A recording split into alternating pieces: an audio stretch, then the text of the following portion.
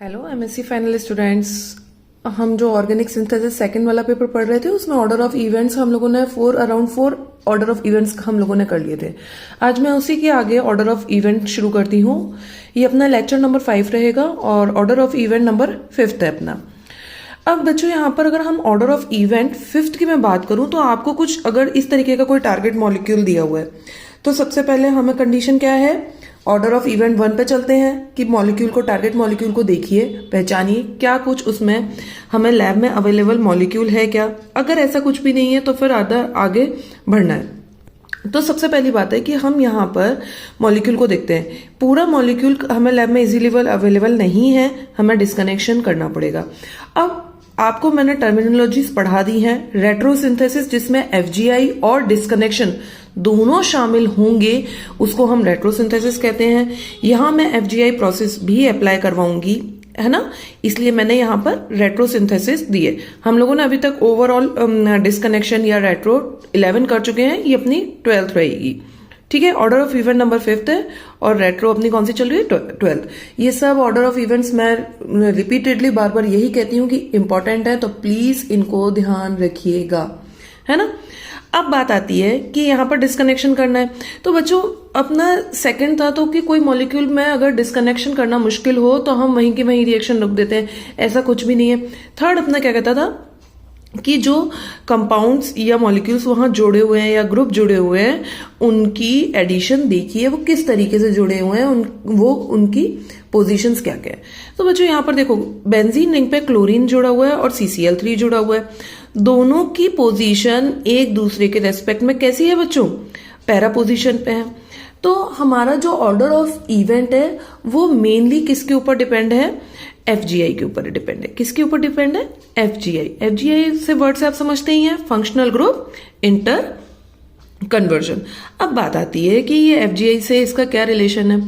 तो क्या होता है कि जब सिंथेसिस हम कराते हैं तो हमारे पास कुछ ग्रुप्स ऐसे जुड़े हुए होते हैं जिनका डायरेक्टिंग इफेक्ट एक दूसरे के रेस्पेक्ट में अपोजिट होता है। जैसे CCl3 के अगर मैं डायरेक्टिंग इफेक्ट की बात करूं तो वो मेटा डायरेक्टिंग ग्रुप है, जबकि क्लोरीन भी मेटा डायरेक्टिंग ग्रुप है। और ये दोनों एक दूसरे के रेस्पेक्ट में किस पोजीशन पे जुड़े हुए हैं बच्चों, पैरा पोजीशन पे जुड़े हुए हैं। तो यहां हमें क्या करनी होगी, एफजीआई करानी होगी। एफजीआई मतलब functional group inter conversion. Functional group inter conversion से यहां पर क्या होगा बच्चों कि एक ग्रुप कन्वर्ट हो जाएगा किसी दूसरे फंक्शनल ग्रुप में। तो यही हमारा फंक्शनल ग्रुप इंटर कन्वर्जन है। यहां मैं आपको इसकी थ्योरी बताती हूं। Sometimes FGI is needed during the synthesis के वक्त एफजीआई की जरूरत पड़ती है। It may alter the directing effect of the group, so other substituents may therefore be added either before or after the एफजीआई।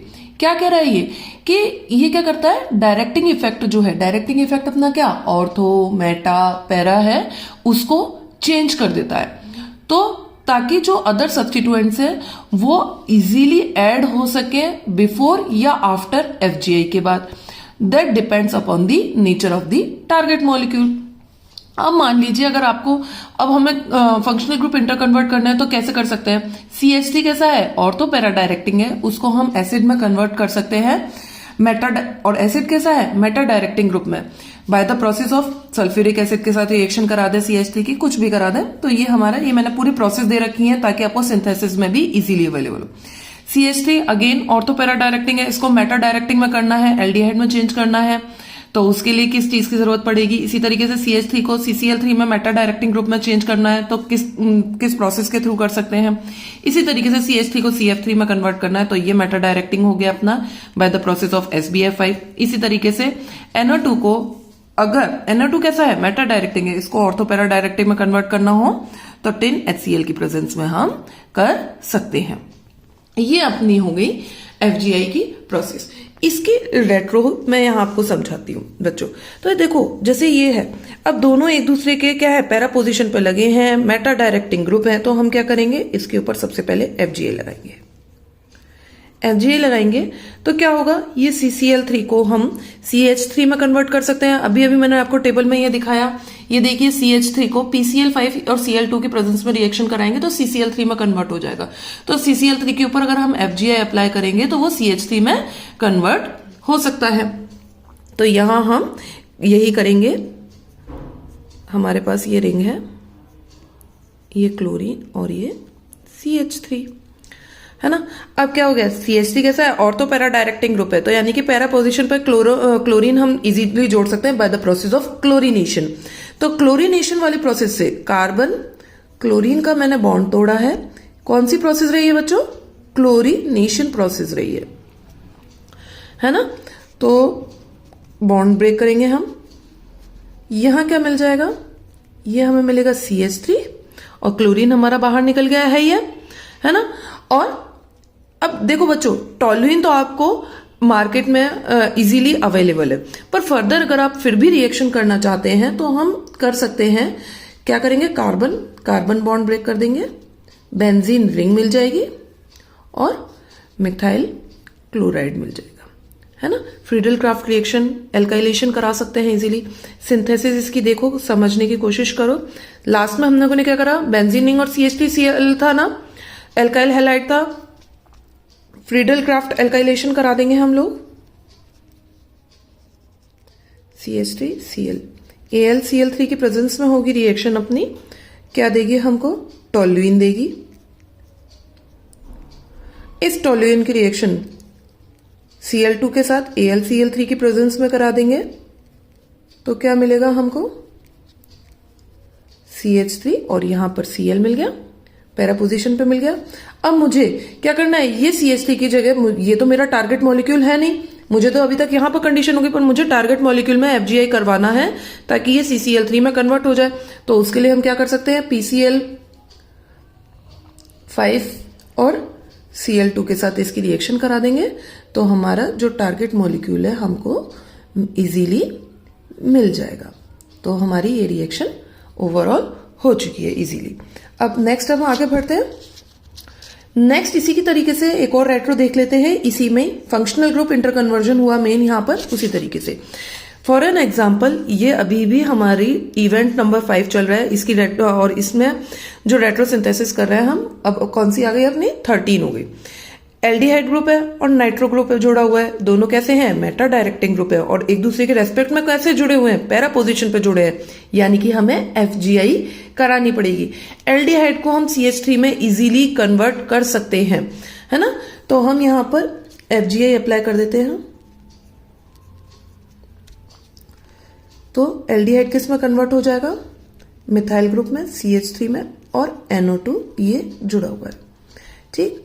अब क्या करेंगे हम, कार्बन नाइट्रोजन का बॉन्ड ब्रेक करते हैं, ठीक। कार्बन नाइट्रोजन का जैसे ही बॉन्ड ब्रेक होगा, HNO3 गैस रिलीज हो जाएगी हमारी।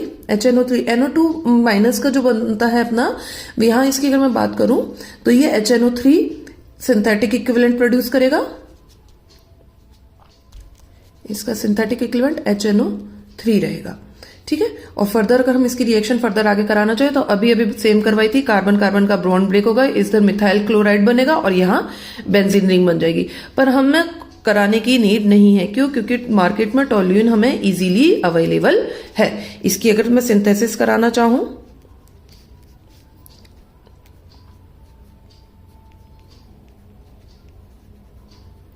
CH3 है, नाइट्रेशन करा दें HNO3 H2SO4 के साथ, तो क्या हो जाएगा, नाइट्रेशन हो जाएगा।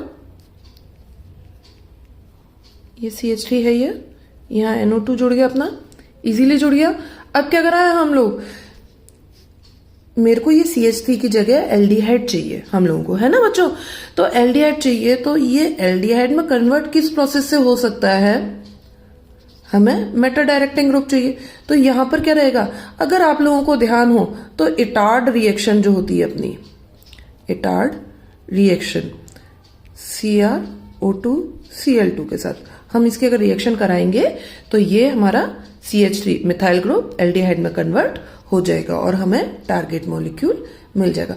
तो ओवरऑल अगर मैं ऑर्डर इवेंट नंबर 5 की मैं बात करूं तो वो हमें क्या कह रहा है कि अगर जो डायरेक्टिंग इफेक्ट है वो एक दूसरे के रेस्पेक्ट में वायलेट कर रहा है तो हमें क्या करना पड़ेगा, वहां FGI अप्लाई कराना पड़ेगा ताकि जो उनका जो डायरेक्टिंग इफेक्ट है वो उसको वहां पर इजीली अप्लाई हो सके और हम वहां पर जब बॉन्ड को ब्रेक करें और बाद में सिंथेसिस के वक्त में उसको कंपाउंड को हमें जोड़ना हो, मॉलिक्यूल को जोड़ना हो, तो वो हमारा इजीली जुड़ जाए। मेन यही है अपना ऑर्डर नंबर इवेंट 5। क्या कह रहा है वो कि हमें एफजीआई की अगर नीड हो रही है डायरेक्टिंग इफेक्ट को देखते हुए तो हम एफजीआई की प्रोसेस अप्लाई करेंगे, यानी कि Meta ortho para directing effect हमें यहां पर इवेंट नंबर 5 में देखना है। ये चीज आपको क्लियर हो गई होगी।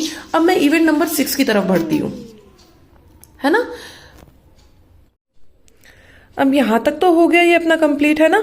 इसके आगे अब हम लोग चलते हैं इवेंट नंबर 6 पर। इवेंट नंबर 6 में मैंने सबसे पहले एक एग्जांपल ले रखा है, रेट्रो नंबर 14 है अपनी। मैंने यहाँ पर इसके ऊपर ऑलरेडी सर्किल बना रखा है। सर्किल से आपको देखो मॉलिक्यूल को देख के आप पहचान रहे होगे, फेनिटॉन है जो हमें रेडिली अवेलेबल है। अब हमें हटाना क्या क्या है, CH2Cl हटाना है और NO2 हटाना है। तो इवेंट नंबर 1 तो हमने चेक कर लिया, फेनेटॉन है। इवेंट नंबर 2 जो जोड़ने में मुश्किल हो उसको हम हटाना हमारे लिए जरूरी नहीं है। हमने ये वाली बात करी थी जो बाइफिनाइल के अंदर देखा था। तो CH2 ग्रुप बेंजीन रिंग में जोड़ना इजीली है, नाइट्रेशन प्रोसेस से NO2 ग्रुप जोड़ सकते हैं, ये भी हमें इजी है। तो अब बात आती है कि अब इवेंट नंबर 3 पे चढ़ते हैं। तो इवेंट नंबर 3 में हमें उनका रिलेशन देखना था कि दोनों का रिलेशन कैसा है। यहाँ पर 2 से ज्यादा ग्रुप है। इवेंट नंबर 3 से भी अपन बात स्किप कर लेंगे हम लोग, है ना। इवेंट नंबर 4 पे चलते हैं। इलेक्ट्रॉन विड्रॉइंग ग्रुप को पहले हटाना था हम लोग, वहां पर इवेंट नंबर 4 में यही बात कर रहे थे। और इवेंट नंबर 5 में हम क्या बात कर रहे थे, FGI के ऊपर बात कर रहे थे कि फंक्शनल ग्रुप इंटर कन्वर्जन। यहाँ मुझे नहीं लगता फंक्शनल ग्रुप इंटर कन्वर्जन की जरूरत है। वो क्यों, क्योंकि अगर मैं बात करूं OET है, प्लस R है, इलेक्ट्रॉन डोनेटिंग ग्रुप है, ऑर्थो पैरा डायरेक्टिंग है, ऑर्थो और पैरा पे ही जुड़े हुए हैं इसके रेस्पेक्ट में। यहाँ NO2 कैसा है, मेटा डायरेक्टिंग है, CH2Cl इसके रेस्पेक्ट में मेटा पे ही जुड़ा हुआ है। तो मेरे को यहाँ पर फंक्शनल ग्रुप इंटर कन्वर्जन की जरूरत नहीं पड़ेगी। पर इवेंट नंबर 4 जो है वो क्या कहता है, इलेक्ट्रॉन विड्रॉइंग ग्रुप को पहले हटाना है। तो क्वाइट NO2 को हमें पहले हटाना चाहिए, है ना। हम एक बार इसी प्रोसेस के थ्रू आगे चलते हैं। मैं क्या करते हैं, पहले हम लोग यहाँ पर बच्चों एक तो प्रोसेस पहले लेते हैं जिसमें कार्बन नाइट्रोजन का बॉन्ड ब्रेक करते हैं, क्लियर। और एक प्रोसेस लेते हैं हम आगे चलकर इसमें ही जिसमें हम कार्बन का बॉन्ड ब्रेक करते हैं। किसका, ये वाला कार्बन का। जब मैं कार्बन नाइट्रोजन का बॉन्ड ब्रेक करती हूं, नाइट्रेशन प्रोसेस, कौन सी प्रोसेस रहेगी बच्चों, नाइट्रेशन प्रोसेस रहेगी ना। नाइट्रेशन प्रोसेस से ही तो हम NO2 जोड़ रहे हैं, तो यहाँ पर प्रोसेस मेंशन करनी है हम लोगों को। अब नाइट्रेशन प्रोसेस कराई हम लोगों ने, तो जैसे ही मैंने नाइट्रेशन प्रोसेस से कार्बन नाइट्रोजन का बॉन्ड ब्रेक करा तो बचा क्या हमारे पास, इसके अंदर OET बचा और यहाँ पर कौन बचा, CH2Cl। मैं क्या करा रहा हूं, क्लोरोमिथाइलेशन करा लेते हैं हम लोग, है ना। क्लोरोमिथाइलेशन से कार्बन का बॉन्ड ब्रेक हो सकता है अपना। यहाँ पर कार्बन का बॉन्ड ब्रेक कर लेते हैं तो हमारे को क्या मिल जाएगा, O फेनेटॉन मिल गया जो हमें लैब में इजीली अवेलेबल है। क्लियर है ये वाली बात। और ये CH2Cl हमारे पास अलग हो गया।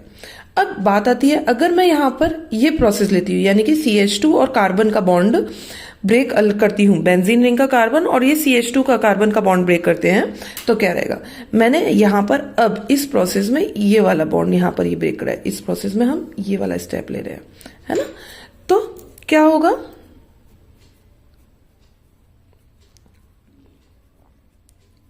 NO2 हट गया और हमारा CH2Cl इजीली हट गया है अपना, यहाँ पर NO2 है। अब क्या करें, अब अगली प्रोसेस में नाइट्रेशन करा लें और कार्बन नाइट्रोजन का बॉन्ड ब्रेक कर लेते हैं। कार्बन नाइट्रोजन का जैसे ही बॉन्ड ब्रेक करेंगे अगेन फेनेटॉन बचेगा। अब कई लोगों के दिमाग में आ रहा होगा कि मैम आपने तो ऑर्डर ऑफ इवेंट में 4th में ये बोला था कि नाइट्रेशन NO2 है, इलेक्ट्रॉन विड्रॉइंग ग्रुप है, ये पहले हटना चाहिए। तो हम डायरेक्ट ये ऊपर पाथ A, ये मेरा पाथ A है और ये पाथ B है ना। तो पाथ A को ही क्यों नहीं फॉलो कर रहे हैं हम, इसमें पाथ B हमें दिखाने की जरूरत क्यों पड़ रही है। तो बच्चों देखो, अगर मैं बात करती हूं कि एक बार ये देखिए, इसमें मैंने फेनेटॉन लिया OET, अब नाइट्रेशन कराया, जैसे ही नाइट्रेशन कराऊंगी HNO3 और H2SO4 के साथ रिएक्शन कराऊंगी तो क्या होगा, OET बनेगा और पहले NO2 ग्रुप जाके जुड़ेगा एंड देन एल्डिहाइड फॉर्मेल्डिहाइड के साथ रिएक्शन HCl की प्रेजेंस में करा दूंगी तो मेरे को टारगेट मॉलिक्यूल मिल जाएगा। क्लियर है, इजी है, कोई दिक्कत नहीं है इसके अंदर। तो ठीक है, मिल गया। पर मैम इस अकॉर्डिंग तो डियर स्टूडेंट्स यहां पर क्या हो गया कि हम लोगों ने क्या करा है, पहले CH2Cl का बॉन्ड, यानी कि ये जो हमारी मैकेनिज्म है ये कौन से पाथ को फॉलो कर रही है, पाथ बी के रेट्रो को फॉलो कर रही है, एनालिसिस को फॉलो कर रही है, राइट। सिंथेसिस जो मैं कर रही हूं ये किसकी सिंथेसिस करी, बी वाले की सिंथेसिस करी, और इस अकॉर्डिंग इसने क्या करा, NO2 ग्रुप को बाद में हटाया। अब बात आई कि मैम हमारा तो जो इवेंट नंबर 4 था वो उसके अकॉर्डिंग तो पाथ ए हमारी सही होनी चाहिए थी, पाथ बी क्यों सही बता रही है, पाथ बी से तो हमारा आंसर गलत होना चाहिए। एक बार देख लेते हैं हम लोग कि पाथ बी ए के थ्रू भी क्या होगा। अगेन फेनेटॉन है हमारे पास, OET है ना, फॉर्मेल्डिहाइड के साथ रिएक्शन कराएंगे, HCl की प्रेजेंस में कराएंगे, हमें क्या होगा, OET बनेगा और ये CH2Cl होगा। अब जब हम इसका नाइट्रेशन कराएंगे, है ना, HNO3, नो डाउट यहां नाइट्रेशन तो होगा ही होगा, NO2 ग्रुप आके जुड़ेगा ही जुड़ेगा, सॉरी NO2 ग्रुप तो आके जुड़ेगा ही जुड़ेगा। पर क्या ये नाइट्रेशन सिर्फ NO2 ग्रुप जोड़ेगा, ये नाइट्रेशन इस CH2Cl को भी ऑक्सीडाइज करेगा और इस CH2Cl को ऑक्सीडाइज करके ये किस में कन्वर्ट कर देगा डियर स्टूडेंट्स, एसिड में कन्वर्ट कर देगा। तो क्या हमारा इलेक्ट्रॉन विड्रॉइंग ग्रुप निकालना सही रहा, क्या पहले निकालना नहीं रहा। तो इवेंट नंबर 6 भी मेरा यही कहता है कि जो हमारा सीक्वेंस है वो हमें ध्यान देना पड़ेगा। नो डाउट हमें इलेक्ट्रॉन विड्रॉइंग ग्रुप पहले निकालना था, पर उस इलेक्ट्रॉन विड्रॉइंग ग्रुप की वजह से, उसको निकालने की वजह से जब मैं रिवर्स रिएक्शन कराऊं तो वो कहीं उस रिएक्शन के ऊपर अपोजिट इफेक्ट तो नहीं डाल रहा है जो मुझे टारगेट मॉलिक्यूल नहीं आने दे रहा है, जैसा कि पाथ ए में हुआ। उसने क्या करा, टारगेट मॉलिक्यूल नहीं आने दिया, उसने इस नाइट्रेशन ने क्या करा, इस CH2Cl को भी ऑक्सीडाइज कर दिया और एसिड में कन्वर्ट कर दिया। तो मुझे यहां टारगेट मॉलिक्यूल नहीं मिला। इस अकॉर्डिंग जो मेरा पाथ ए था, ये पाथ ए की मैंने सिंथेसिस करी थी, पाथ ए की मेरी डिस्कनेक्शन गलत हुई। क्यों, क्योंकि ये मेरे को करेक्ट टारगेट मॉलिक्यूल जो मुझे चाहिए था वो नहीं दे रही थी। दोनों में समझ में आ गया होगा, इसलिए हमारा कौन सा डिस्कनेक्शन या रेट्रो सही हुआ है, पाथ बी वाला, जिसमें हम लोगों ने नाइट्रेशन पहले करवाई है ना, वो सॉरी जिसमें नाइट्रेशन हम लोगों ने बाद में करवाई है। क्लियर होगा सब बच्चों को, है ना, सिंपल है। यही चीज यहां इसकी इवेंट में कह रहा है, sometimes we avoid the sequence of which may lead to unwanted reaction. हमें कई बार जो हमारा सीक्वेंस है वो हमें छोड़ना पड़ेगा, जैसे कि इलेक्ट्रॉन विड्रॉइंग ग्रुप पहले निकालना था पर हमें छोड़ना पड़ा ना, to unwanted reaction at other sites in the target molecule, ताकि हमारी जो अनवांटेड रिएक्शन है वो हमारी इजीली रुक जाए। क्यों समझ में आया, क्यों हमने नाइट्रेशन जो हमारा इलेक्ट्रॉन विड्रॉइंग ग्रुप था हमें पहले हटाना चाहिए था पर हमने पहले क्यों नहीं हटाया, क्यों, क्योंकि वो हमें अनवांटेड टारगेट मॉलिक्यूल दे रहा था, जो हमारा टारगेट मॉलिक्यूल था ही नहीं, हमें ये दूसरा प्रोडक्ट बना के दे रहा है और जिसकी हमें जरूरत ही नहीं है। इसीलिए हमारा जो पाथ बी है वो करेक्ट रहेगा in compare to A. Clear होगा ऑर्डर इवेंट नंबर 6। अब नेक्स्ट हम इवेंट नंबर 7 पे चलते हैं, है ना, 7th ऑर्डर ऑफ इवेंट पे चलते हैं। क्लियर नहीं आ रही स्क्रीन, ये स्क्रीन क्लियर है बच्चों, है ना। 7th नंबर ऑफ इवेंट पे चलते हैं। तो यहां पर क्या होता है कि कई बार क्या होता है कि हम लोगों को FGI करानी पड़ती है, FGI करा के हम वहां पर आगे प्रोसेस देख लेते हैं। फॉर एन एग्जाम्पल हमें न्यूक्लियोफिलिक एडिशन रिएक्शन चलेगी यहां पर कुछ तरीके से, ये न्यूक्लियोफिलिक सब्स्टिट्यूशन रिएक्शन देखेंगे। मेनली इस इवेंट में हम न्यूक्लियोफिलिक सब्स्टिट्यूशन रिएक्शन देखते हैं और यहां पर हम डाईएजोटाइजेशन क्या कहा मैंने, डाईएजोटाइजेशन रिएक्शंस देखते हैं। तो फॉर एन एग्जाम्पल अगर आपको यहां पर अभी हम लोग सिंपल सिंथेसिस देख रहे हैं, NO2 ग्रुप जुड़ा हुआ है, यानी कि नाइट्रेशन प्रोसेस से बेंजीन रिंग पर हमने NO2 ग्रुप जोड़ दिया। इसका हम रिडक्शन करा देंगे SN HCl के साथ, तो क्या हो जाएगा, ये किस में कन्वर्ट हो जाएगा, एनिलीन में कन्वर्ट हो जाएगी ये, NH2 बन गया हमारा, क्लियर है। अब मैं इसका डाइजोनेशन कराना है, NaNO2 और HCl के साथ रिएक्शन होगी तो क्या बन जाएगा, डायजोनियम सॉल्ट बन जाएगा, N2 प्लस और Cl-।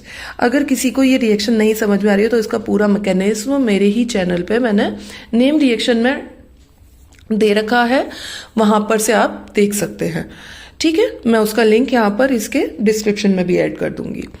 अब यहां पर क्या होगा, अब मेरा जो भी न्यूक्लियोफाइल है वो इजीली आके इसके ऊपर आके अटैक कर सकता है और N2 गैस रिलीज कर सकता है। मेरा न्यूक्लियोफाइल यहां आ जाएगा और N2 गैस मेरी इजीली रिलीज हो जाएगी। ओवरऑल ये ऑर्डर ऑफ इवेंट क्या कर रहा है, हमें क्या सिखा रहा है, यहाँ पर न्यूक्लियोफिलिक सब्स्टिट्यूशन रिएक्शन दिखा रहा है। तो अब इसका एक एग्जांपल देख लेते हैं, है ना। बिना रेट्रो के तो एग्जांपल, अब हमारा डिस्कनेक्शन तो बेकार ही है। हमारी रेट्रो है, रेट्रो 14 तक तो हो गई थी, रेट्रो सिंथेसिस 14 तक तो हो गया था, retro synthesis number 15, order of event number 7 चल रहा है। हम लोगों ने क्या लिया बच्चों, बाइफिनाइल लिया। इस बाइफिनाइल पे ऊपर एसिड जुड़ा हुआ है और इधर क्लोरीन जुड़ा हुआ है। दोनों एक दूसरे के रेस्पेक्ट में कैसे हैं, ऑर्थो ग्रुप पे जुड़े हुए। फंक्शनल ग्रुप इंटर कन्वर्जन कराएंगे। फंक्शनल ग्रुप जैसे ही इंटर कन्वर्ट कराएंगे हम लोग, तो ये एसिड को मैं क्या करते हैं हम लोग, सबसे पहले इसको न्यूक्लियोफाइल में कन्वर्ट करना है, गुड न्यूक्लियोफाइल में कन्वर्ट करना है, सब्स्टिट्यूशन दिखाना पड़ेगा हम लोगों को। तो यहां पर मैं साइनाइड ले सकती हूं, क्या ले लिया हम लोगों ने, यहां पर इसको साइनाइड में कन्वर्ट कर लिया, न्यूक्लियोफाइल मिल गया हमको। अब न्यूक्लियोफाइल को हमें किस में लेना है, यहां हम लोगों ने न्यूक्लियोफाइल से क्या करा था, डायजोनियम सॉल्ट में कन्वर्ट करा था ना। अब रेट्रो लिए ना, न्यूक्लियोफाइल में कन्वर्ट कर लिया। अब इस न्यूक्लियोफाइल को डायजोनियम सॉल्ट में कन्वर्ट कर लीजिए बाय द प्रोसेस ऑफ डाईएजोटाइजेशन, डाईएजोटाइजेशन, है ना। क्या करा है, कार्बन कार्बन का बॉन्ड ब्रेक करा है। तो उसकी इक्विवेलेंट क्या बना हमारे पास, क्लोरीन और यहां पर N2 प्लस Cl, है ना। डाइजोनियम सॉल्ट बन गया। अगेन अब क्या है, डाइजोनियम सॉल्ट मेरा कहां से बना था, एनिलीन से बना था, यानी कि NH2 की जगह N2 प्लस Cl माइनस आया था। तो यहां पर क्या होगा, अब मैं इसके ऊपर FGI अप्लाई कर देंगे हम लोग, FGI अप्लाई कर देंगे तो यहां पर क्या हो जाएगा, N2 की जगह क्या आ जाएगी मेरे पास, NH2 आ जाएगा हम लोगों के पास। हो क्लियर आ रहा होगा समझ में आप लोगों को। अब क्लोरीन तो चल ही रहा था ना, ठीक। तो अब मैं क्या करूं, कार्बन क्लोरीन का बॉन्ड ब्रेक कर लेते हैं।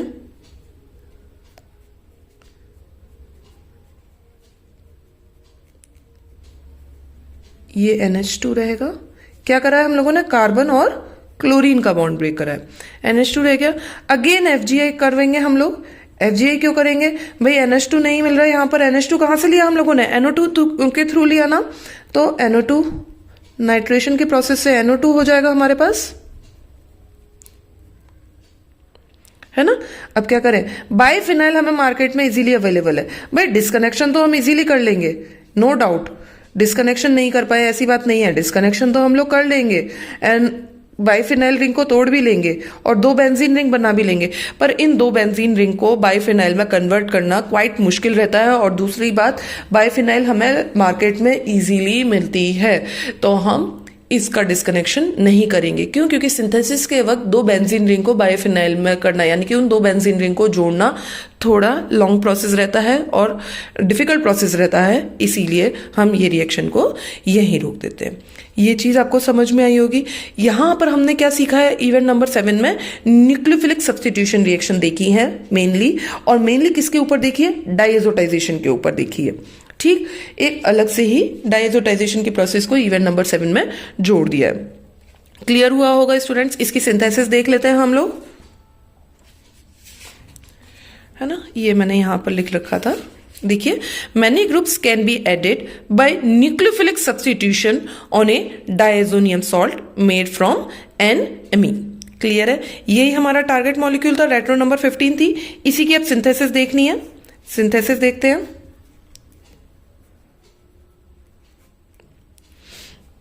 लास्ट में क्या मिला हमको, लास्ट में क्या मिला था, बाइफिनाइल मिली थी, तो बाइफिनाइल ही लेंगे भाई देखिए बच्चों, सिंथेसिस है क्या? रेट्रो की रिवर्स रिएक्शन ही तो हमारी सिंथेसिस है। तो बस वही स्टेप में चलना है। बाइफिनाइल को के ऊपर हमें NO2 जोड़ना है। तो हमारी कौन सी प्रोसेस हो सकती है? नाइट्रेशन प्रोसेस हो सकती है, HNO3 और H2SO4 की प्रेजेंस में अगर हम रिएक्शन करा दें तो इसके ऊपर क्या आके जुड़ जाएगा? NO2 ग्रुप आके जुड़ जाएगा। क्लियर होगा आपको ये वाली बात? इसके ऊपर आके क्या जुड़ गया? NO2 ग्रुप आके जुड़ गया। अब इसके बाद क्या है? NO2 वाला हमारा किस में कन्वर्ट हुआ था? NH2 में कन्वर्ट हुआ था। तो यहां मैं इस बाइफिनाइल के ऊपर जो NO2 जुड़ा हुआ है, इसके ऊपर अगर मैं रिडक्शन करा दूं SN HCl के साथ एल्कली मीडियम में रिएक्शन करा दूंगी तो क्या हो जाएगा? हमें ये NO2 किस में कन्वर्ट हो जाएगा? NH2 में। क्लियर हो गया? अब ये NH2 के ऑर्थो पे कौन जुड़ा हुआ है? क्लोरीन जुड़ा हुआ है ना? तो अब सबसे पहली बात है कि हमें इस नाइट्रोजन को प्रोटेक्ट कराना पड़ेगा। क्यों? क्योंकि नाइट्रोजन के जो लोन पेयर है वो इजीली अवेलेबल है ना? तो जब मैं क्लोरीनेशन कराऊंगी तो वो क्लोरीनेशन क्वाइट पॉसिबल इस नाइट्रोजन के ऊपर भी हो सकता है। तो वो मेरे को प्रोटेक्शन कराना होगा। प्रोटेक्शन कैसा होगा? पिरिडीन की प्रेजेंस में होगा। तो पिरिडीन की प्रेजेंस में होगा तो नाइट्रोजन अपने हाइड्रोजन इसको दे देगा और CH3COCl के साथ करा देंगे। तो क्या हो जाएगा यहां पर? ये NHCOCH3 ये हो गया। अब नाइट्रोजन के जो लोन पेयर है वो क्या हो गए? डीलोकेलाइज हो गए कार्बोनिल के साथ। ठीक है, साथ में अब क्या होगा? प्रोटेक्शन हो गया नाइट्रोजन का। क्लोरीनेशन अब इजीली हो नहीं पाएगा यहां पर। अब मैं क्या करा दूं? क्लोरीनेशन करा दें। AlCl3 की प्रेजेंस में कराएंगे हम लोग। तो क्या होगा? क्लोरीन आके जुड़ जाएगा कहां? इस नाइट्रोजन के रेस्पेक्ट में ऑर्थो पोजीशन पे। क्लियर है स्टूडेंट्स? अब क्या होगा? यहां हमारे पास क्लोरीनेशन तो हो गया। ये स्टेप अभी आपको इस डिस्कनेक्शन में नहीं थी, पर मैंने साफ बता रही हूं कि यहां पर ये वाली स्टेप क्यों जोड़ी है। क्योंकि नाइट्रोजन के जो लोन पेयर है वो इजीली अवेलेबल है, वो क्लोरीनेशन के वक्त खुद रिएक्ट करवा सकते हैं, इसलिए हमने उनको बिजी करा है। अब यहां पर इन नाइट्रोजन के लोन पेयर तो बिजी हो गए, पर हमारे पास तो ये तो है नहीं है हमें टारगेट मॉलिक्यूल में, तो हमें इसको वापस से डीप्रोटेक्शन कराना होगा। डीप्रोटेक्शन कराएंगे by the process of hydrolysis. Hydrolysis जैसे ही होगा तो ये नाइट्रोजन हमें वापस से NH2 के फॉर्मेट में मिल जाएगा। क्लियर है? हम कहां पर पहुंच गए? यहां तक आ गए। अब हमें क्या है? डाइएजोनियम सॉल्ट बनाना है। तो क्या कर रहे हैं हम लोग? NaNO2 और HCl के साथ रिएक्शन करा देते हैं। NaNO2 और HCl के साथ जैसे ही रिएक्शन कराएंगे, मैं फिर कह रही हूं, मैंने मैकेनिज्म का पूरा एक टॉपिक बना रखा है नेम रिएक्शन पे, इसके ऊपर। वो इसी चैनल पे, मेरे ही चैनल पे अवेलेबल है। एक बार देख लीजिएगा उसको, बहुत अच्छे से समझ में आ जाएगा। बहुत वाइड एक्सप्लेन कर रखा है उसको मैंने। N2 प्लस और Cl माइनस। क्लियर है ना? अब क्या करें? यहां पर मुझे न्यूक्लियोफाइल जोड़ना है, तो मैं न्यूक्लियोफाइल कौन न्यूक्लियोफाइल जोड़ा हुआ था यहां पर? अपना साइनाइड जोड़ा हुआ था ना। इस साइनाइड को जोड़ने के लिए मैं कॉपर साइनाइड के साथ इसकी रिएक्शन करा दूं तो क्या हो जाएगा? साइनाइड जुड़ जाएगा। क्लोरीन तो है ही, बाइफिनाइल ये रहा हमारे पास। अब मैं क्या करा दूं? इसको हाइड्रोलाइसिस करा दूं, एसिडिक मीडियम में करा देंगे तो क्या हो जाएगा? हमारे को जो टारगेट मॉलिक्यूल था हमारा, हमें वो मिल जाएगा इजीली, यानी कि यहां पर एसिड बन जाएगा। आपको समझ में आ गया होगा। इवेंट नंबर 7 क्या कह रहा है ये अपना? वापस से मैं बोल देती हूँ कि न्यूक्लियोफिलिक सब्स्टिट्यूशन दिखा रहा है कहां पर? डाइएजोनियम सॉल्ट पे मेड फ्रॉम NMe। ये इवेंट नंबर 7 है अपना, जो स्पेशली NMe के ऊपर डाइएजोनियम सॉल्ट के साथ जो न्यूक्लियोफिलिक सब्स्टिट्यूशन रिएक्शन जो हो रही है उसको एक्सप्लेन करने के लिए था ये हमारा इवेंट नंबर 7। क्लियर होगा स्टूडेंट्स को? अब नेक्स्ट हम आगे चलते हैं इवेंट नंबर 8 पर, है ना? इवेंट नंबर 8 की मैं बात करती हूं। इवेंट नंबर 8 की अगर हम बात करते हैं तो यहां पर देखो बच्चों, वापस से एक अभी एग्जाम्पल हम लोगों ने करा हुआ था, ये वाला।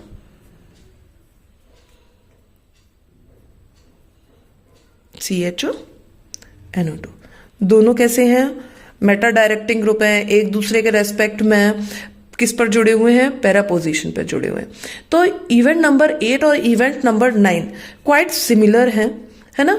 तो अभी हाल फिलहाल हम लोग इवेंट नंबर 8 से ही शुरू करते हैं। इवेंट नंबर 8 क्या कहता है कि अगर दो मेटा डायरेक्टिंग ग्रुप, क्या कहा, दो मेटा डायरेक्टिंग ग्रुप एक दूसरे के रेस्पेक्ट में अगर पैरा पोजीशन पे जुड़े हुए हैं तो हमें क्या करवानी है प्रोसेस, एफजीआई प्रोसेस करानी है। ये तो इवेंट नंबर 5 कह रहा था, जबकि इवेंट नंबर 8 क्या कह रहा है, या तो आप एफजीआई करा दो या आप डमी अमीनो ग्रुप ऐड करा दो। अब डमी अमीनो ग्रुप मैं आपको प्रॉपर इवेंट नंबर 9 में ही बताऊंगी। यहां जो हम लोगों ने इवेंट नंबर 5 सीखा हुआ है उसी के ऊपर बात करेंगे, एफजीआई कराएंगे, उसी मॉलिक्यूलर सेम मॉलिक्यूलर बार बार अलग अलग तरीके से करने के कंफ्यूज नहीं होना है हमको, एक ही पैटर्न सीखते हैं वो ज्यादा बेटर रहेगा। इसके ऊपर एफजीआई कराएंगे, बिल्कुल सेम प्रोसेस वही रहेगी। सीएचओ किस में कन्वर्ट हो जाएगा, मिथाइल में कन्वर्ट हो जाएगा। लैब में टोल्यूइन इजीली मिलती है, मार्केट में टोल्यूइन इजीली मिलती है। अब क्या करा देंगे, नाइट्रेशन प्रोसेस से कार्बन नाइट्रोजन का बॉन्ड ब्रेक करा देंगे और हमें टोल्यूइन मिल जाएगी और हमारे पास एसिड अलग हो जाएगा। ये हमारी जो रेट्रो है, ये रेट्रो नंबर 16 चल रही है, रेट्रो सिंथेसिस 16। क्लियर है। इसकी सिंथेसिस हम लोगों ने प्रीवियस कर चुके हैं, तो सिंथेसिस मुझे नहीं लगता हम लोग को वापस रिपीट करनी है, सिंपल है। CH3 का नाइट्रेशन कराएंगे HNO3 और H2SO4 के साथ, तो क्या होगा, इसके पैरा पोजीशन पे NO2 ग्रुप मिलेगा और इसकी जब मैं क्या करा दें हम लोग, इटार्ड रिएक्शन करा दे तो क्या हो जाएगा हम लोगों को, CH3 किस में कन्वर्ट हो जाएगा, एल्डिहाइड में कन्वर्ट हो जाएगा। इवेंट नंबर 8 क्या कह रहा है, मैं फिर से रिपीट कर देती हूँ कि 2 मेटा डायरेक्टिंग ग्रुप अगर जुड़े हुए हों और एक दूसरे के रेस्पेक्ट में ऑर्थो या पैरा पोजीशन पे जुड़े हुए हों तो या तो हम प्रोसेस एफजीआई कराते हैं या डमी अमीनो ग्रुप जुड़ाते हैं। मतलब डमी, एक डमी से समझते हैं ना, स्टैच्यू है, मॉडल है, जो मतलब एक फॉर्मेट एग्जाम्पल दिखाता है, बस वो एक एग्जाम्पल के तौर पे लेना है हमको उसको, कि जो हमारे यूज में तो नहीं है, बस एक मॉडल के रूप में काम करेगा, तो वो चीज है। अब ये डमी अमीनो ग्रुप की स्टोरी क्या है क्या नहीं है, ये हम इवेंट नंबर 9 में इजीली सीख लेंगे। पहले इवेंट नंबर 8 की थ्योरी देख लेते हैं, क्या कहता है। Sometimes 2 Meta directing group lies at para position with respect to each other, then FGI process or adding of dummy amino group may be used। क्या है, समटाइम्स कभी कभी दो मेटा डायरेक्टिंग ग्रुप्स हैं, वो एक दूसरे के कहाँ लाई हो, पैरा पोजीशन पे, है ना, तो देन FGI प्रोसेस या adding of dummy amino group में बी यूज्ड। क्लियर है ये सबको, है ना। अब ये तो हो गया, इसकी मैंने आपको एफजीआई के प्रोसेस के थ्रू ये सेम रिएक्शन मैंने आप लोगों को कराई है। नेक्स्ट हम इवेंट नंबर 9 पर चलते हैं, पहले इसकी थ्योरी ही देख लेते हैं। If in a target molecule, अगर आपको पास कोई टारगेट मॉलिक्यूल है, 2 ऑर्थोपैरा डायरेक्टिंग ग्रुप्स, कोई भी 2 ऑर्थोपैरा डायरेक्टिंग ग्रुप हो, एक lies at meta position with respect to each other, और कहां लाई कर रहे हो, एक दूसरे के रेस्पेक्ट में मेटा पोजीशन पे, कहां लाई कर रहे हैं बच्चों, एक दूसरे के रेस्पेक्ट में मेटा पोजीशन पे, then it can be done by adding dummy amino group and then removed by diazotization and reduction। तो यहां पर कैसे इसको कैसे कराएंगे, इसके रिडक्शन को हम कैसे, रिडक्शन सॉरी, इसकी रेट्रोसिंथेसिस को हम कैसे कराएंगे, डमी अमीनो ग्रुप को जोड़ के और उसको हटाएंगे, किस प्रोसेस से, डाइएजोटाइजेशन की प्रोसेस से और रिडक्शन की प्रोसेस से उसको हटा देंगे। मैंने यहां पर डमी अमीनो ग्रुप बच्चों खाली इवेंट नंबर 9 में लिया है, जहां ऑर्थो पैरा डायरेक्टिंग ग्रुप है और एक दूसरे के रेस्पेक्ट में कहां जुड़े हुए हैं, पैरा पोजीशन पे। इवेंट नंबर 8 में नहीं लिया, जहां 2 मेटा डायरेक्टिंग ग्रुप है एक दूसरे के रेस्पेक्ट में पैरा पोजीशन पे। क्यों, क्वाइट कंफ्यूज हो जाता है, यहां एफजीआई की प्रोसेस से ही सिखाया है आप लोगों को, और यहां मैं आपको डमी अमीनो ग्रुप के एडिशन से सिखाऊंगी। अब बात आती है कि मैम ठीक है, डमी अमीनो ग्रुप हम लोग ऐड तो कर लेंगे, पर नीड क्या पड़ रही है उसकी, है ना, नीड क्या पड़ रही है। अगेन ये वही पेज आ गया, 1 मिनट दीजिएगा मुझे। इवेंट नंबर 9 की मैं बात करती हूँ, हाँ, है ना। रेट्रो सिंथेसिस 16 तक हो गया था ना अपना, रेट्रो अपनी 17, रेट्रो नंबर 17। अभी तक हम लोगों के मतलब 16 एग्जाम्पल्स हो गए हैं डिस्कनेक्शन में, सब इंपॉर्टेंट हैं। 16 आगे आने वाले जितने भी होंगे सब इंपॉर्टेंट है, प्लीज प्रैक्टिस करते चलिएगा। अब देख लेते हैं कि ये क्या है क्या नहीं है। बच्चों देखो, ये अल्कोहल, ये एसिड और ये NH2, है ना। थोड़ा सा समझ में आया होगा। ये हमको टारगेट मॉलिक्यूल दिया है। OH कैसा है बच्चों? Ortho para directing. NH2 कैसा है? Ortho para directing. और एक दूसरे के रेस्पेक्ट में कहाँ जुड़े हुए हैं? मेटा पोजीशन पे जुड़े हुए हैं। तो हमने यहां पर क्या करना है? Addition of dummy amino group. ठीक है। आप लोग कह रहे हो नहीं मैम यहाँ एसिड भी तो जुड़ा हुआ है, ये तो मेटा रेस्पेक्ट में दिखाता है, पर इसके रेस्पेक्ट में तो देख लो अगर ये कहां पर जुड़ा हुआ है। सबकी स्टोरी एक साथ आ जाएगी, 8th नंबर वाले की भी स्टोरी आ जाएगी, addition of dummy amino group. पर इसको ऑर्थो पैरा के रेस्पेक्ट में ही समझना है, OH और NH2 के रेस्पेक्ट में समझना। एसिड के रेस्पेक्ट में ये ऑर्थो पे जुड़ा हुआ है, एसिड के रेस्पेक्ट में ये पैरा पे जुड़ा हुआ है। तो एडिशन ऑफ डमी अमीनो। अभी मैं आपको ये भी बताऊंगी कि अगर डमी अमीनो ग्रुप हम नहीं जोड़ते तो यहां पर क्या होता। पहले इसकी डिस्कनेक्शन देख लेते हैं। सबसे पहले क्या हुआ? NH2 है। मैं यहां पर हम लोग क्या कराएंगे, अगर इवन नंबर 1 पे पहुंचो, कौन सा इसमें कुछ है मार्केट में जो अवेलेबल है? फिनॉल है, मार्केट में अवेलेबल है। सैलिसिलिक एसिड भी तो मार्केट में अवेलेबल है, जिसपे बेंजीन रिंग, OH और एसिड तीनों जुड़े हुए हैं, तो ये मार्केट में अवेलेबल है। ओवरऑल हमें क्या करना है? NH2 हटाना है। क्या डायरेक्ट NH2 हटा सकते हैं? नहीं हटा सकते। नाइट्रेशन कराएंगे, है ना। नाइट्रेशन कराएंगे, नाइट्रेशन प्रोसेस ले लो, है ना। तो नाइट्रेशन प्रोसेस जो हुई वो क्या हुई? FGA की प्रोसेस हुई। NO2 है ना, NH2 को किस में कन्वर्ट करा? NO2 में कन्वर्ट करा। यहां OH और यहां क्या रहेगा? एसिड रहेगा। ठीक है। अब हम क्या करेंगे, यहां पर अब हमको डमी अमीनो ग्रुप जोड़ना है। एडिशन ऑफ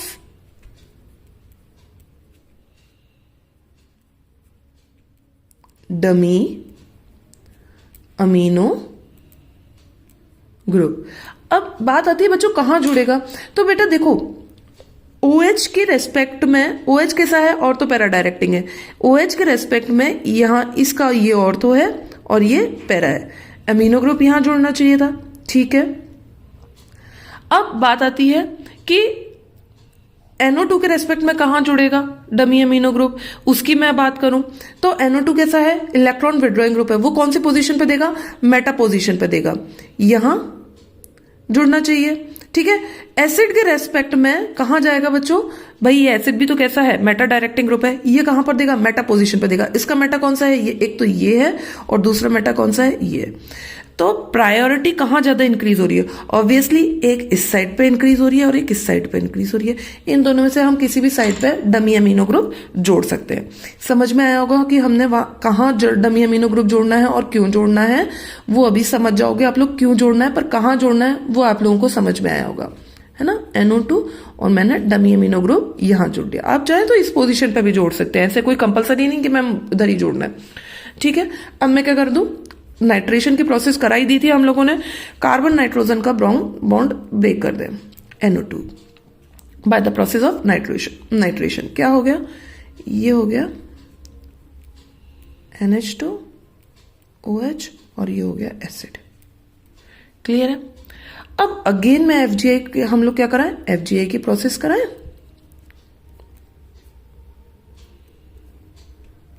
FGA की प्रोसेस होते ही NH2 किस में कन्वर्ट हो जाएगा? NO2 में, OH और ये एसिड। क्लियर है। अब क्या होगा? अगेन कार्बन नाइट्रोजन का बॉन्ड ब्रेक हो जाएगा।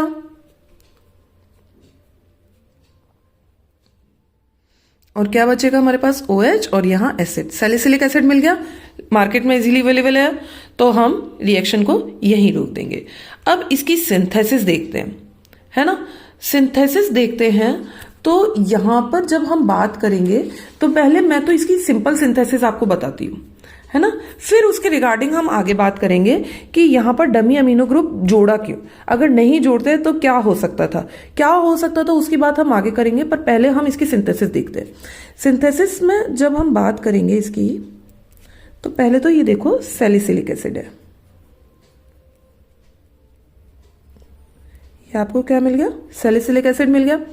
सैलिसिलिक एसिड का क्या करा था हम लोगों ने? नाइट्रेशन कराया था। ठीक है, नाइट्रेशन करा देते हैं, HNO3 और H2SO4।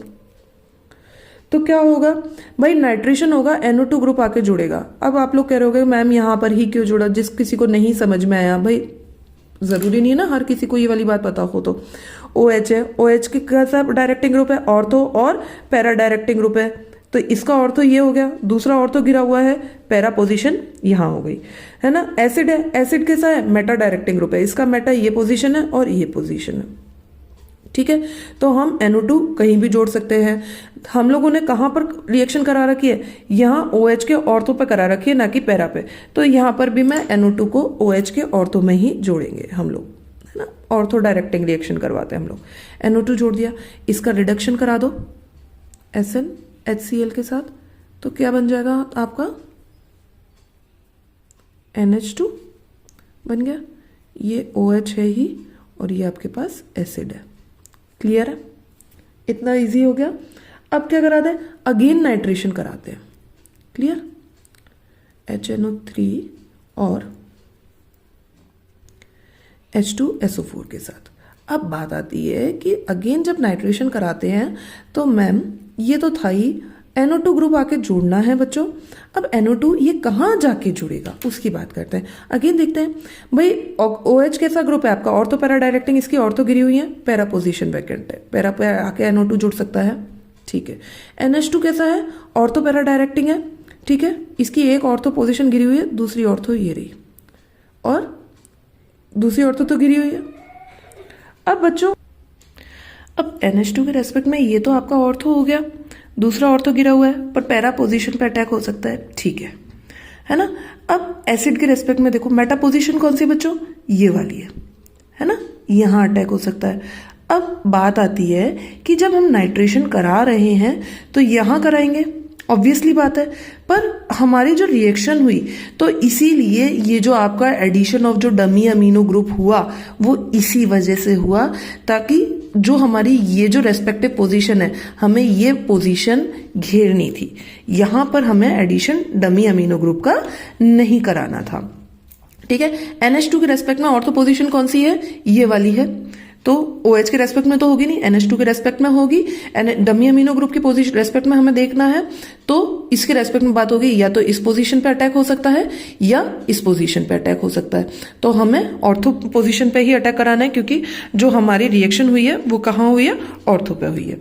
तो हम लोगों ने NO2 यहां जुड़ा दिया। क्लियर है। अब क्या करा दें हम लोग, डाइएजोटाइजेशन करा देते हैं, NaNO2 और HCl के साथ करा देते हैं, तो क्या हो जाएगा, डाइएजोनियम सॉल्ट बन जाएगा OH, और ये हो गया आपका एसिड। यहां क्या मिल गया आपको, N2+ और Cl-, और यहां पर क्या आ जाएगा आपके पास, NO2 आ जाएगा।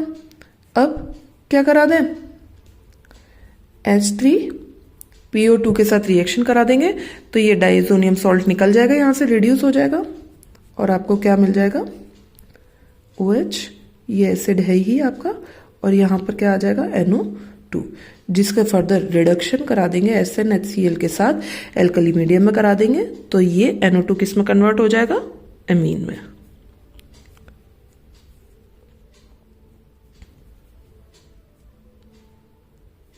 एसिड, और यहां पर ये क्या आ गया, NH2। ये चीज क्लियर हुई होगी कि हम लोगों ने addition of dummy amino group क्यों करवाया। अब बच्चों, अगर डमी अमीनो ग्रुप में नहीं ऐड भी कराती, यहां पर अगर ये रिएक्शन मैम हम लोग नहीं कराते, तो क्या होता, एक्चुअली होता क्या, इसको चीज को समझो आप लोग। इस चीज को मैं आप लोगों को बताती हूं कि आपके पास क्या था, सैलिसिलिक एसिड था, है ना, OH और COOH, यही तो था, एक दूसरे के रेस्पेक्ट में ऑर्थो पे थे। अगर मैं जब इसका नाइट्रेशन कराते हम लोग HNO3 और H2SO4 के साथ जब इसकी रिएक्शन कराते, तो क्या होता, NO2 ग्रुप आके जुड़ता। NO2 कहाँ जुड़ता, OH, मतलब अगर मैं डमी अमीनो ग्रुप नहीं जुड़वाती, हमें डमी अमीनो ग्रुप क्यों जुड़वाया, क्योंकि जो हमारे पास टारगेट मॉलिक्यूल था उसमें एनिलीन कहाँ है, उसके रेस्पेक्ट में NH2 कहाँ है, इस पोजीशन पे, OH के रेस्पेक्ट में मेटा पोजीशन पे, यानी कि हमें यहां पर एनिलीन चाहिए था, है ना। एनिलीन कैसे होता, तो वो नाइट्रेशन की प्रोसेस से होता है, पहले NO2 होता, फिर उसका रिडक्शन होता, तो यहाँ एनिलीन बनता। पर हुआ क्या, अगर मैंने अमीनो ग्रुप नहीं, यहां पर इसकी ऑर्थो पोजीशन नहीं घेरूंगी, तो जो मेरा नाइट्रेशन होगा OH, वो ऑटोमेटिक स्टूडेंट्स क्लियरली कहाँ जाएगा, इसके रेस्पेक्ट में ऑर्थो पे जाएगा। आ रही है ना बात समझ में? क्यों? क्योंकि अगर मैंने ये पोजीशन घेरी नहीं, डमी अमीनो ग्रुप यहां पर जोड़ा नहीं, तो मेरा जो नाइट्रेशन की प्रोसेस हुई वो ऑटोमेटिकली मेटा पे नहीं होगी। क्यों नहीं होगी? क्योंकि ऑर्थो की पोजीशन घिरी हुई है मेरी, है ना। अगर हम लोगों ने डमी अमीनो ग्रुप नहीं जोड़ा तो मैं डायरेक्ट अगर नाइट्रेशन कराऊंगी तो वो मेरा नाइट्रेशन कहाँ होगा, इसके ऑर्थो पे होगा। क्यों होगा? क्योंकि ऑर्थो की पोजीशन तो वैकेंट है अपने को, और जब वैकेंट है और हम लोगों ने डमी अमीनो ग्रुप जोड़ा नहीं तो OH के रेस्पेक्ट में वो ऑर्थो और एसिड के रेस्पेक्ट में मेटा, काफी इफेक्टिव डायरेक्टिंग इफेक्ट लग गया। तो वो कहाँ पर जोड़ देगा, नाइट्रेशन ऑर्थो पे जोड़ेगा। और हमारे जब रिडक्शन कराएंगे SnHCl के साथ कराएंगे तो जो NH2 था उसमें ये कन्वर्ट हो जाएगा। तो हमें क्या ये एज ए टारगेट मॉलिक्यूल मिला था? ये तो हमें टारगेट मॉलिक्यूल नहीं मिला था। टारगेट मॉलिक्यूल के तौर पे तो हमारे पास ये वाला मॉलिक्यूल था। तो अब आपको बात समझ में आ रही होगी। अगर ठीक है बच्चों, या हम नहीं मैम, अगर आप कहो कि मैम नहीं ऑर्थो पे नहीं जाएगा, तो दूसरी उसकी कंडीशन का है। ऑब्वियसली बात है, अगर मैं नाइट्रेशन दोबारा कंडीशन कराने की कराऊं तो वो कहाँ जाएगा बच्चों, उसके रेस्पेक्ट में या तो पैरा पे चला जाएगा। ऑब्वियसली बात है। इसीलिए हमें डमी अमीनो ग्रुप ऐड कराना जरूरी है, ताकि जो उसकी वैकेंट साइट है हम उसको रिजर्व करा सके। क्लियर हुआ होगा? ये थे आपके टोटल ऑर्डर ऑफ इवेंट्स 9 थे आपके। आप लोगों को समझ में आए होंगे, मैं उम्मीद करती हूँ। अगर कोई भी रिगार्डिंग इन टॉपिक से आपको इश्यू आ रहा होगा तो प्लीज कमेंट करिएगा उसके रिगार्डिंग, है ना। सॉल्व करेंगे हम लोग। आपको लेक्चर समझ में आया होगा। ओके स्टूडेंट्स, मिलते हैं नेक्स्ट लेक्चर में। Thank you to all. Please like, comment and subscribe my channel. Bye bye.